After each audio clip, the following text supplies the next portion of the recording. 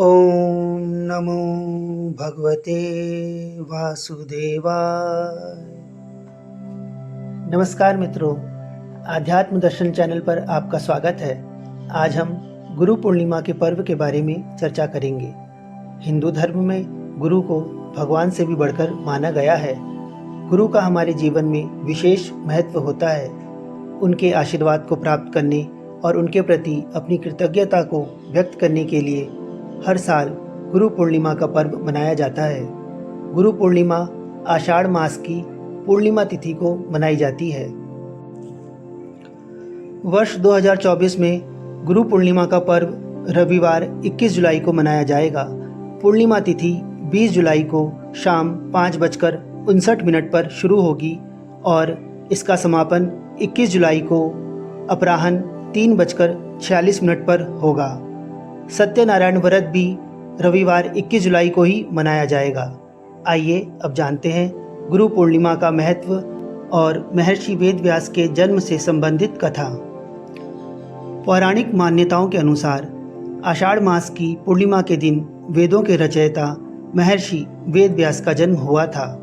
इसलिए इस पूर्णिमा को गुरु पूर्णिमा या व्यास जयंती के रूप में भी मनाया जाता है। पुराणों में महर्षि वेदव्यास को भगवान विष्णु का ही अंश माना गया है। वेदव्यास जी के पिता महर्षि पराशर थे और उनकी माता का नाम सत्यवती था, जो एक मछुआरे की पुत्री थी। मछुआरे के घर में जन्म लेने के कारण उनके शरीर से मछली की गंध आती रहती थी। इसी कारण से उन्हें मत्स्यगंधा भी कहा जाता था। एक बार ऋषि पराशर सत्यवती की नाव में बैठकर यमुना नदी पार कर रहे थे। पराशर ऋषि ग्रहों की दशा के जानकार थे। वे जानते थे कि यह समय एक दिव्य बालक के जन्म की नींव रखने के लिए उचित है। सत्यवती भी देखने में परम सुंदरी थी। उसके रूप सौंदर्य पर ऋषि पराशर का ध्यान आकृष्ट हुआ और उन्होंने सत्यवती के समक्ष संतान उत्पत्ति की इच्छा प्रकट की। सत्यवती ने आश्चर्यचकित होकर ऋषि पराशर से कहा, हे मुनिवर, आप ब्रह्मज्ञानी हैं और मैं एक निषाद कन्या। हमारा संबंध संभव नहीं है। मैं इस प्रकार का अनैतिक संबंध कैसे बना सकती हूँ? इस अनैतिक संबंध से उत्पन्न संतान का जन्म लेना भी व्यर्थ है। तब ऋषि पराशर ने कहा कि तुम्हारे गर्भ से जन्म लेने वाला बच्चा बड़ा ही विद्वान और पूजनीय होगा। वह अपने ज्ञान से संपूर्ण संसार का मार्गदर्शन करेगा। ऋषि के वचन सुनकर सत्यवती ने उनका निवेदन स्वीकार कर लिया, लेकिन उसने ऋषि के सामने 3 शर्तें रखी। पहली शर्त के अनुसार उनके बीच के प्रणय संबंध को कोई न देखे। दूसरी शर्त थी कि होने वाला बच्चा महान ज्ञानी हो तथा मेरी कौमार्यता कभी भंग ना हो। और तीसरी शर्त कि शरीर से आने वाली मछली की गंध फूलों की खुशबू में बदल जाए। ऋषि पराशर ने सत्यवती की तीनों शर्तों को सहर्ष स्वीकार कर लिया और अपने योग बल से चारों ओर घने कोहरे का जाल रच दिया ताकि कोई उनके प्रणय संबंध को ना देखे। साथ ही सत्यवती की देह से आने वाली मछली की गंध को भी सुगंध में परिवर्तित कर दिया और आशीर्वाद दिया कि प्रसूति के बाद भी वह कुमारी ही रहेगी। इस प्रकार से सत्यवती के गर्भ से महर्षि वेदव्यास ने जन्म लिया और उन्हीं के जन्मदिन को गुरु पूर्णिमा के रूप में मनाया जाता है। विष्णु पुराण और भागवत पुराण के अनुसार वेदव्यास अमर हैं। वेदव्यास जी को बचपन से ही अध्यात्म में काफ़ी रुचि थी। उन्होंने अपने माता पिता से प्रभु दर्शन की इच्छा प्रकट की, जिसके लिए उन्होंने वन में जाकर तपस्या करने की आज्ञा मांगी। ऋषि पराशर ने तो आज्ञा दे दी, परंतु सत्यवती का मन नहीं माना। अंत में वेदव्यास जी की हट के आगे वह भी मान गई। सत्यवती ने आज्ञा देते हुए कहा कि जब भी घर का ध्यान आए तो वापस लौट आना। वेदव्यास जी ने कहा, माता, आप जब कभी भी विपत्ति में मुझे स्मरण करेंगी, मैं उपस्थित हो जाऊंगा। इतना कहकर वे तपस्या करने के लिए द्वैपायन द्वीप में चले गए। द्वैपायन द्वीप में तपस्या करने तथा उनके शरीर का रंग काला होने के कारण उन्हें कृष्ण द्वैपायन कहा जाने लगा। इस तपस्या के पुण्य के प्रभाव से उन्हें संस्कृत भाषा में प्रवीणता हासिल हुई। इसके बाद उन्होंने एकल शाश्वत वेद को 4 भागों अर्थात ऋग्वेद, यजुर्वेद, सामवेद और अथर्ववेद में विभाजित किया। इसलिए वह वेद व्यास के नाम से विख्यात हुए। चूंकि उन्होंने ही सर्वप्रथम मानव जाति को चारों वेदों का ज्ञान दिया था, इसलिए उन्हें प्रथम गुरु की उपाधि भी दी गई है। वेद व्यास ने महाभारत समेत 18 महापुराण और ब्रह्मसूत्र की भी रचना की थी। उनकी विरासत को उनके शिष्यों पहला, वैशंपायन, जैमिनी और सुमंतु ने आगे बढ़ाया। धार्मिक ग्रंथों के अनुसार जगत गुरु भगवान शिव ने आषाढ़ पूर्णिमा के दिन से ही सप्त ऋषियों को योग सिखाना शुरू किया था। गुरु पूर्णिमा को बौद्धों द्वारा गौतम बुद्ध के सम्मान में भी मनाया जाता है। बौद्ध धर्म के अनुयायियों का मानना है कि गुरु पूर्णिमा के दिन ही गौतम बुद्ध ने उत्तर प्रदेश के सारनाथ नामक स्थान पर अपना प्रथम उपदेश दिया था। भारतीय संस्कृति में प्राचीन काल से ही गुरु शिष्य परंपरा का विशेष स्थान है। एक सुशिक्षित समाज के निर्माण के लिए जैसे वर्तमान में बच्चे विद्यालयों में जाते हैं, वैसे ही प्राचीन काल में भी माता पिता अपनी संतान को एक निश्चित आयु के बाद उपनयन संस्कार करने के पश्चात गुरुकुल में भेजा करते थे।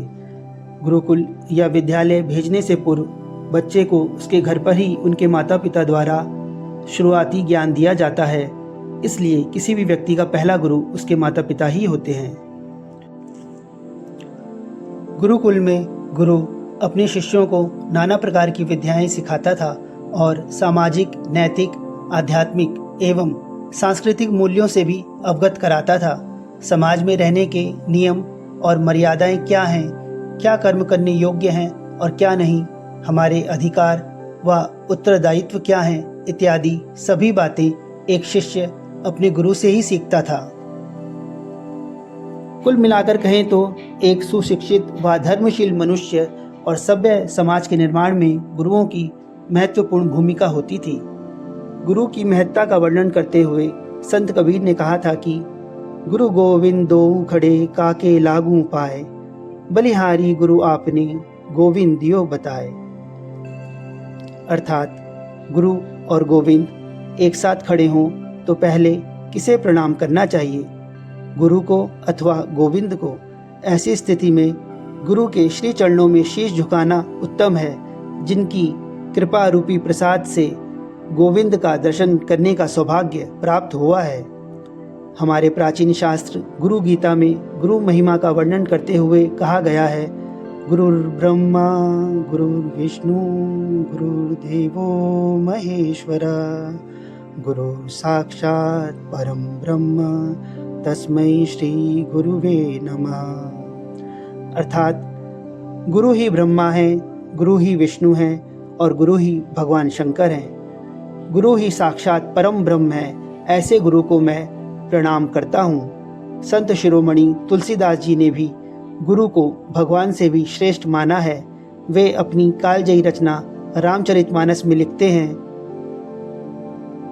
गुरु बिनु भव निधि तरई न कोई, जो बिरंची शंकर सम होई। अर्थात भले ही कोई ब्रह्मा शंकर के समान क्यों ना हो, वह भी गुरु के बिना भवसागर पार नहीं कर सकता। तुलसीदास जी ने गुरु को मनुष्य रूप में नारायण यानी भगवान ही माना है। वे रामचरितमानस में लिखते हैं, बंदौ गुरु पद कंज, कृपा सिंधु नर रूप हरि, महामोह तम पुंज, जासु वचन रवि कर निकर। अर्थात गुरु मनुष्य रूप में नारायण ही है। मैं उनके चरण कमलों की वंदना करता हूँ। जैसे सूर्य के निकलने पर अंधेरा नष्ट हो जाता है, वैसे ही उनके वचनों से मोह रूपी अंधकार का नाश हो जाता है। इसी संदर्भ में भगवान श्री कृष्ण ने गीता में अपने सखा अर्जुन को समझाते हुए कहा है, सर्वधर्मान् परित्यज्य मामेकं शरणं व्रज, अहम त्वां सर्व पापेभ्यो मोक्षयिष्यामि मा शुचः, अर्थात सभी साधनों को छोड़कर केवल नारायण स्वरूप गुरु की शरणागत हो जाना चाहिए। वे उसके सभी पापों का नाश कर देंगे, शोक नहीं करना चाहिए। वाल्मीकि रामायण में कहा गया है कि स्वर्गो धनम व धान्यम व विद्या पुत्र सुखानि च गुरु वृत्य अनुरोधेन न किंचिदपि दुर्लभम, अर्थात गुरुजनों की सेवा करने से स्वर्ग, धन धान्य, विद्या, पुत्र, सुख आदि कुछ भी दुर्लभ नहीं है। इसलिए भारतीय संस्कृति में गुरु का विशेष स्थान है। माता पिता के बाद गुरु ही हैं जो कि मनुष्य को सही राह दिखाते हैं। ऐसे में गुरुओं के प्रति सम्मान प्रकट करने के लिए गुरु पूर्णिमा का दिन सबसे उत्तम है। गुरु पूर्णिमा के अवसर पर गुरुओं की पूजा और उनका सम्मान करते हुए उनसे आशीर्वाद प्राप्त करना चाहिए। साथ ही अपने माता पिता और बड़ों का आशीर्वाद भी लेना चाहिए। गुरु पूर्णिमा के दिन यदि गुरु जीवित हैं तो उनके पास जाकर उनका विधि विधान से पूजन करना चाहिए। यदि आपके गुरु ब्रह्मलीन हो चुके हैं या फिर बहुत दूर हैं और आप उन तक नहीं पहुंच पा रहे हैं तो आप उनका ध्यान करते हुए उनके चित्र की पूजा करें। गुरु पूर्णिमा पर जब कभी भी अपने गुरु के पास उनसे मिलने जाएं तो उनके आदर में किसी भी प्रकार की कोई कमी ना करें। गुरु के सामने हमेशा झुककर प्रणाम करें। गुरु पूर्णिमा के दिन गुरु को दी जाने वाली दक्षिणा का बहुत महत्व है। मान्यता है कि गुरु को दक्षिणा दिए बगैर ज्ञान अधूरा रहता है।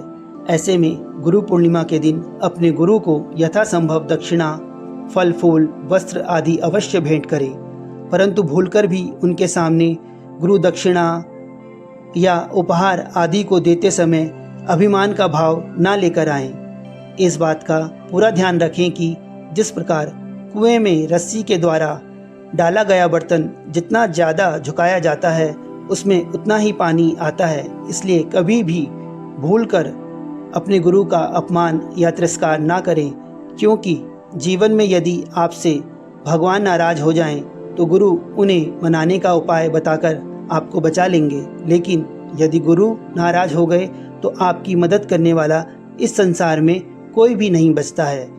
गुरु के पास जब भी जाएं तो उनसे आज्ञा लेकर जाएं और आज्ञा लेकर ही वापस लौटें। हिंदू धर्म के अनुसार महर्षि वेदव्यास को भगवान विष्णु का अंशावतार कहा जाता है। इस दिन पूरे मन से महर्षि वेदव्यास की पूजा पाठ करने से पितृदोष और गुरु दोष दूर हो जाते हैं। कुंडली में गुरु ग्रह को मजबूत करने के लिए गुरु पूर्णिमा के दिन ओम ब्रीम बृहस्पतये नमः मंत्र का जाप कम से कम 108 बार जरूर करें। फिर प्रत्येक गुरुवार के दिन इस क्रिया को अवश्य करें। गुरु पूर्णिमा के दिन स्नान दान का भी विशेष महत्व है। इसलिए इस विशेष दिन पर किसी ज़रूरतमंद व्यक्ति या ब्राह्मण को पीली दाल, पीले वस्त्र या पीले रंग की मिठाई का दान करें। ऐसा करने से जीवन में कई सकारात्मक बदलाव आते हैं। जिन विद्यार्थियों को पढ़ाई में समस्या आ रही है उन्हें गुरु पूर्णिमा के दिन गीता का पाठ अवश्य करना चाहिए। इस उपाय से पढ़ाई में हो रही समस्याएं दूर हो सकती हैं।